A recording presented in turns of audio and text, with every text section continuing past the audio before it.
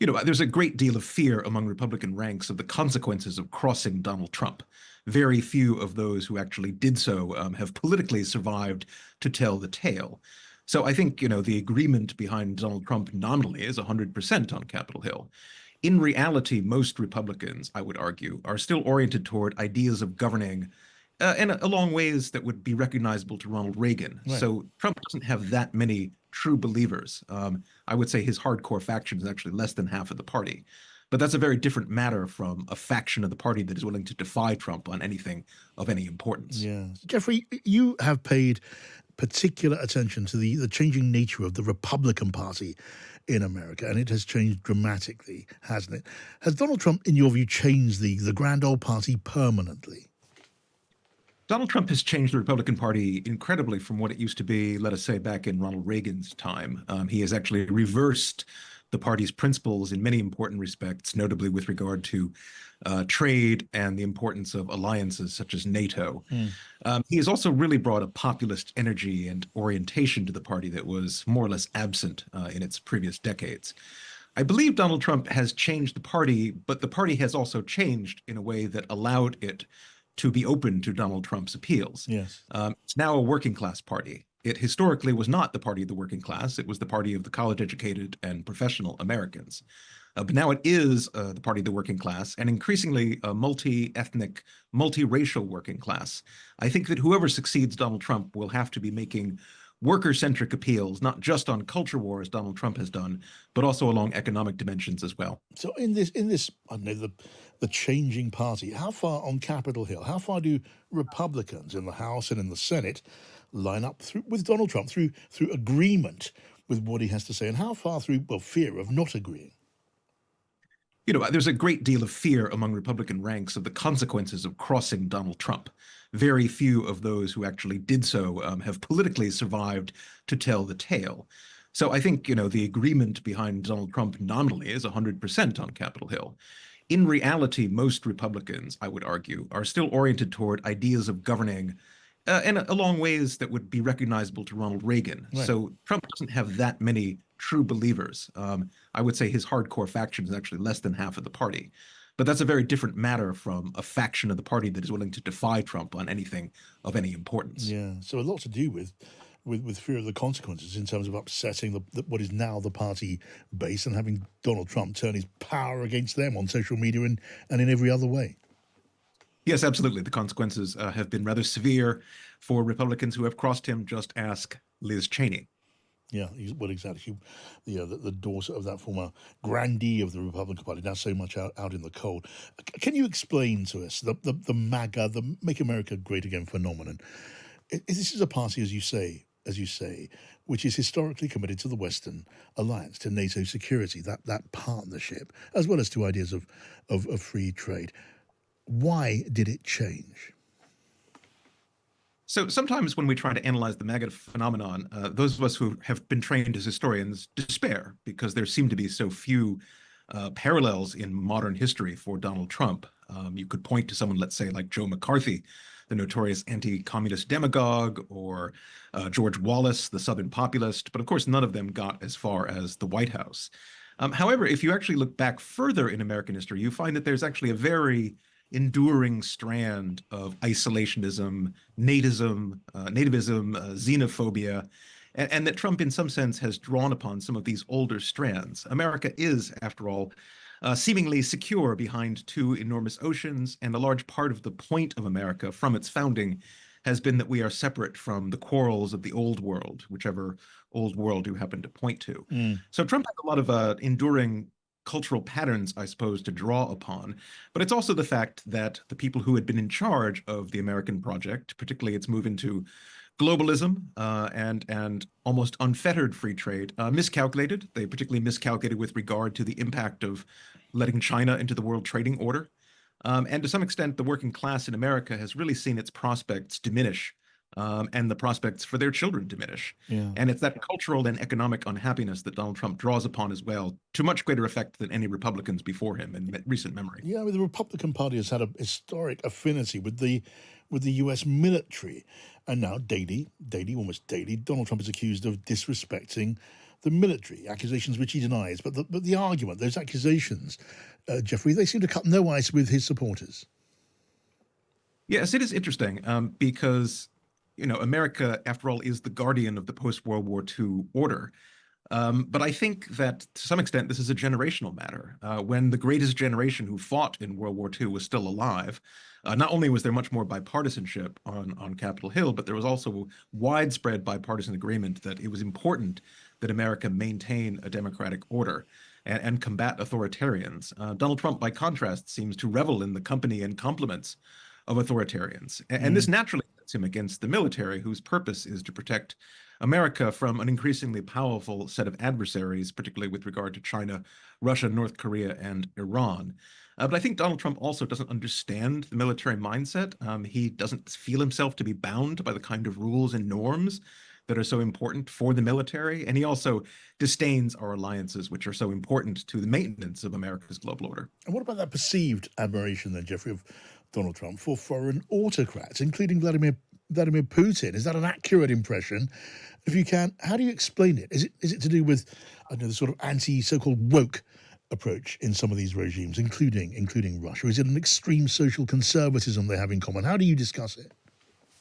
If you're talking about the intellectual wing of MAGA, the so-called national conservatives, then yes, there's a great deal of admiration for illiberal regimes abroad, whether that be Putin's Russia or Orban's Hungary, and the perceived success of those leaders in maintaining white Christian nativist civilizations. I think those are fairly misleading perceptions, but they Mm. are there.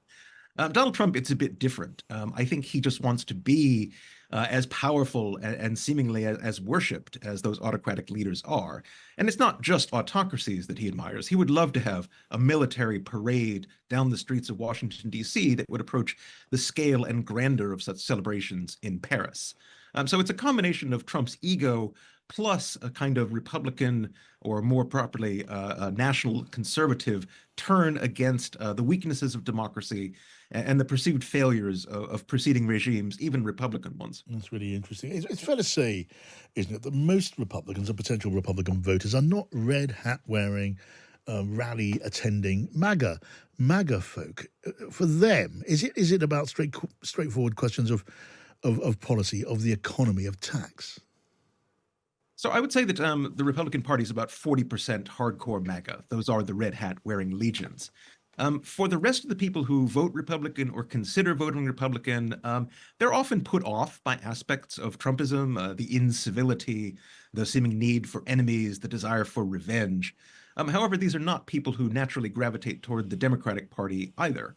Some of them may well be put off by the fact that Kamala Harris, the Democratic nominee, is both a woman and a minority. Mm. But I think there's also a widespread suspicion of Democrats' ability to successfully handle the economy, and particularly to maintain America's perceived culture. And maybe it's in national character as well. Mm. That is where the question of wokeism comes in, and where the question of Democratic left-leaning excesses are important, whether that be with racial and gender radicalism or the protests on campus that seem to have taken a distinctly anti-Israel and even anti-Semitic turn. The choice of J.D. Vance as Donald Trump's running mate, I mean, you saw a lot of significance in that, didn't you? Not just as a mark of Donald Trump's confidence, choosing someone in his own image, feeling he was well on his way to victory, but also marking, isn't this your argument, that it marked a change from the GOP's identity from one of instinct to one of ideology?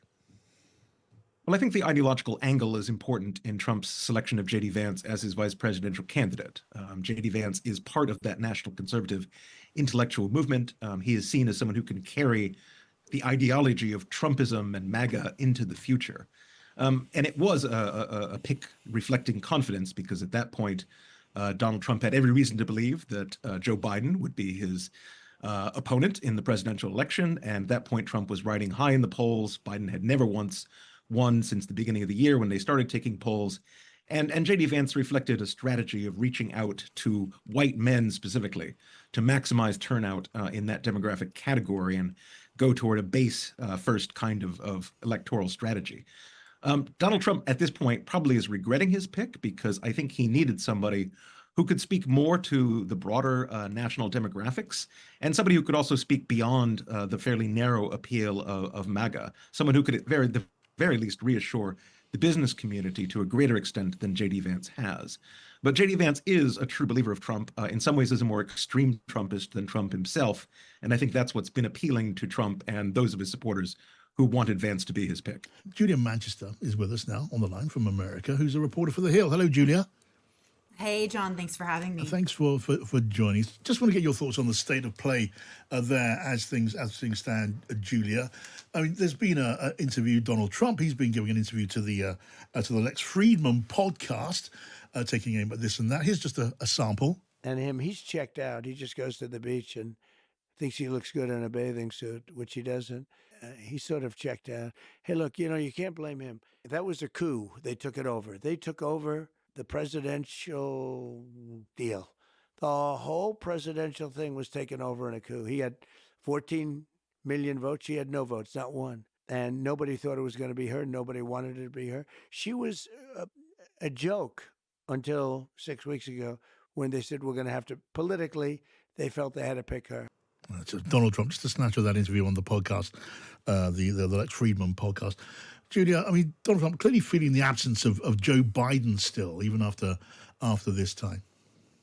Yeah, and it's a frustrating absence. I think, when Joe Biden was in the race, we saw Donald Trump was doing incredibly well in terms of polling. And we saw a number of states that were really previously out of reach for Republicans suddenly in reach for them. States like Minnesota and Virginia, for example. However, it was quite a sea change after we saw Harris take over for Biden at the top of the ticket. And now we're starting to see Republican states, seemingly within reach for Democrats, or Democrats seem to be doing better in those states. If you look down to my home state of Florida, Florida is still very much a very red Republican state, but where is the Harris campaign today? They're in Palm Beach. They are doing a bus tour on abortion rights because this November, Florida voters will also vote on whether to enshrine abortion rights in their state's constitution. And the Harris campaign very much looking to take advantage of that. So I think what that shows is that the Harris campaign, even though they may not necessarily win Florida outright, they feel, empowered at this point, empowered in regions of the country that were thought to be out of reach. And Donald Trump, on the other hand, has shown that he is quite frankly frustrated. And there has been some nervousness, I think, among some Republicans that he is sinking back into these personal attacks, that he's not focusing on policy, for example. We'll see if he's able to stay on message next week during the debate. That will be the ultimate test for him. It will. It's a week today, the ABC presidential debate, and so I guess the build up to that starts. Well, it already started. It could be a huge another. I mean, it's almost weekly, these redefining moments, but that's going to be a huge one, Julia, isn't it? It is. And, oftentimes there's this debate about debates within American politics. Do debates matter? Well, I would say that at the end of June, during that first presidential debate between Biden and Trump, that debate certainly mattered, changed the game, changed the race entirely. So this, upcoming debate will be a major test, I think, for both candidates. We have never seen Kamala Harris and Donald Trump on stage together. And the dynamic is very different during this debate. In the last debate, it was Donald Trump who was seen as the high energy candidate who was more with it. But now you have Kamala Harris being the younger, more energetic candidate compared to Trump. So Trump is going to have to counter that messaging. We know that Harris plans to hit him over his age and use some of those attacks that Republicans used against Joe Biden against Donald Trump. So that'll be interesting to see that contrast. It's really good to have you here, but for this one of our regular catch-ups, Julia. Rachel Cunliffe is here. Thanks, Julia. This is all really interesting. I just wondered because over the last 8 years, where Donald Trump has been loomed large on the political scene, he's had numerous opponents, first in the Republican primaries, and then Hillary Clinton, and then Joe Biden, and he's always proved very adept at finding a target in all of those, finding a way, whether it's sort of insulting nicknames or tag phrases or something like that, to really take them down. And Kamala Harris has now been the candidate for a month, and he hasn't seemed to get into the swing of it or found that attack line yet. And I'm just curious if you have any thoughts as to why it's proved so difficult for him to pivot when he's shown in the past that he's usually able to do so really promptly and effectively. Yeah, I think his campaign was counting on running against Joe Biden, and they were not prepared for this moment. In fact, there's been, some, I guess, hypothesizing or some theories as to whether Donald Trump would have picked J.D. Vance, a very conservative senator, as his running mate if he had known Kamala Harris would be at the top of the ticket on the other side. So I think there was definitely a lack of preparation there. And also, I think a lot of us were caught off guard by Harris's rise. Look, Harris had very low favorability ratings, in very recently when she was vice president. There were questions among Democrats as to whether she was fit, or strong enough to lead the top of the ticket. But we have seen the party overwhelmingly coalesce behind her. And it's not just the Democratic Party. We are seeing moderate swing independent voters also start to lean towards Harris. So I think there's somewhat of a panic, from Trump's side of things as to how to, approach her as a candidate. He hasn't been able to define her. It seems like right now, Republicans and Republican allies seem to be pushing this idea of, communist Kamala, for example, sort of comparing her to a communist. A lot of people would say that's a very big stretch, but that might play well with conservatives and Republicans, but questionable as to whether it plays with moderate to swing and voters. And for all the ground that Kamala Harris has made up, it still looks like a toss-up. Not too many people are calling this election yet, and well, we'll see what happens. Maybe if people are more confident about what they think is going on after that debate next week. For now, I know you've got a full intro, Julia, so I'll let you go now, and thank you again for coming Thank you. on.